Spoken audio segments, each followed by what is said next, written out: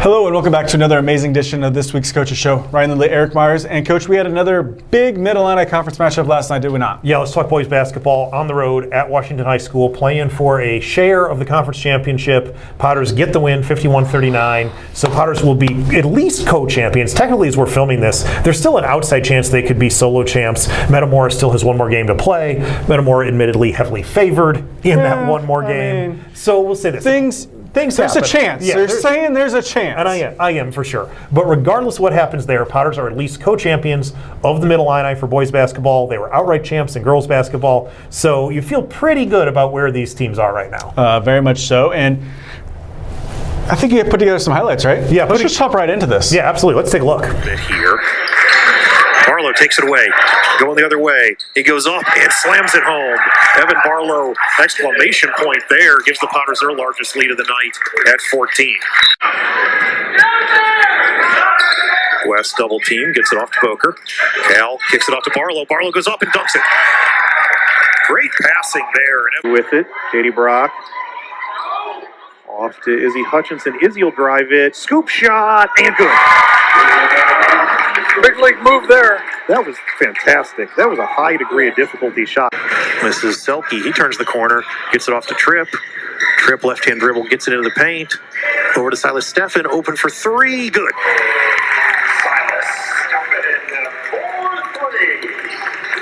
Selke offensive rebound. Anya Ruxlow Nice drives off the window and scores. Ball is knocked around. Tripp Rugard with it. Gus is open. Nice look. Feeds him. Reverse and good. Rugard to Rugard right there. Nice look by Tripp to get that ball up ahead. Offense. Hutchinson. Anya Ruxlow. Anya's going to drive. Kick to Magdalopko. Up and she scores. Nice job.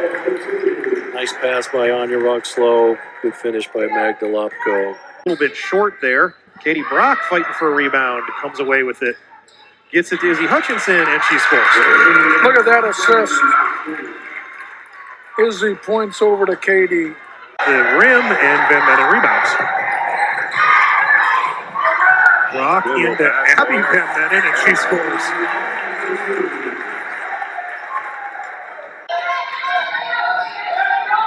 Abby, backdoor, Izzy Hutchinson lays it in. The huddle. This is Ellie Van Mennen with it, guarded by Tibbs. Hutchinson up top now. Redlyn Schaefer guards her. Little screen for Ellie. She's going to fire the three there and swishes it home. Knocks it. That's huge. And a lot of energy from Ellie when she hit that. So she is fired up, and the Potter Dome is fired up. Kel Boker tips it. Gus Rugard gets it. Gus is going to go all the way to the hoop and score. Katie There's Brock, a nice lob daddy over in the goal top and finish. score.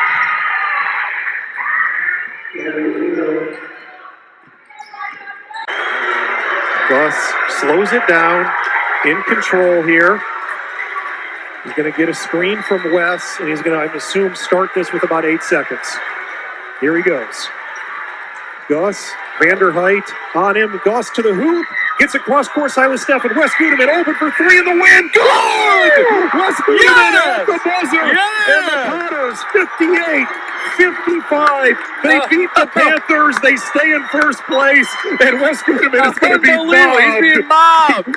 I love it. What a game for Wes. That caps it with 26. Wow. Fantastic ball game. Oh, my goodness. I got to tell you, Troy, that might have been one of the most exciting finishes I've seen. Oh, my gosh. I tell you what, I love the Metamora game. I called that game, a month or so ago, and that was awesome. But, wow. I mean, you come back, you look at that, right? I mean, great seasons for both the boys and the girls, and obviously still ongoing. We'll talk about the girls here in a second. They're in the postseason. Boys have one more regular season game. But kind of fun to review that win over Washington with Wes hitting that final shot. Oh, I think it's going to go down as one of those like high school core memories for some of these kids. Is like, we stomped we beat our rival, we stormed the field, or court in this case, and celebrating right there. It's, it's a great image. It's a great one of those, one that's a core memory right there. So I totally agree. So what do the boys got up next? Yeah, so the boys, they're going to go on the road Friday, play at Decatur MacArthur, non-conference game. I mean, I think it's a good one in the sense that you're playing a team that's competing for their conference title. They may have won it by the time they play that game. Again, other games this week as we're filming this, we don't know the results of. But so basically, I'll say it's a battle of conference champs. Decatur MacArthur not in our sectional, so it's two teams that are going to play each other. Both get great competition before they roll in 2 regionals next week. Our boys will be at Limestone playing Washington again, actually, on Wednesday night. Yeah, another big game right there. So we're going to have that for you on the NFHS network, Morton Potter TV. So we'll make sure that we get that out there for you. Now let's go the other side. Girls already started their postseason. How'd they do? So the girls started on Monday night. They played at Galesburg. They were taking on the Limestone Rockets. Galesburg is the regional host.